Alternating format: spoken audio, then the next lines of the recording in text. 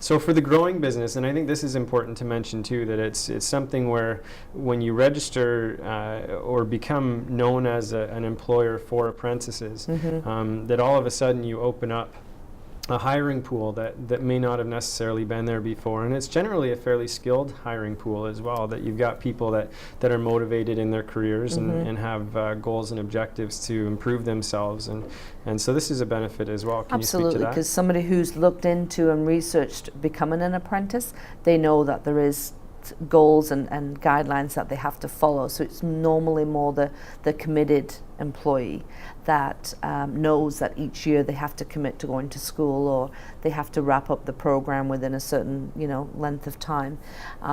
So I think they're individuals, they don't want to be moving from employer to employer because it's more work, it's more paperwork, and so people who have researched apprenticeship and want to become an apprentice are definitely a more committed employee, which makes it easier for the employer, because changing employees and hiring and going through those that's where the cost is to an employer. Well, it's always in the training, right? And, Yes. and we've seen that in what you do and with what I do with our clients and our clientele. That the cost of employees really is in the upfront training.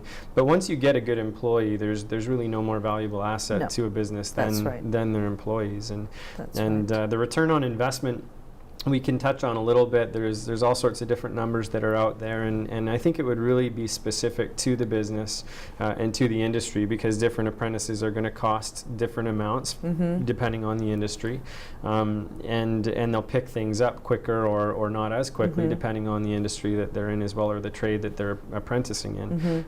But generally speaking, I've seen the ability of a trade to bill out their apprentices at a very good rate. The same rate. Yeah, they have a scale that they go, and it's I think it increases 10% each year.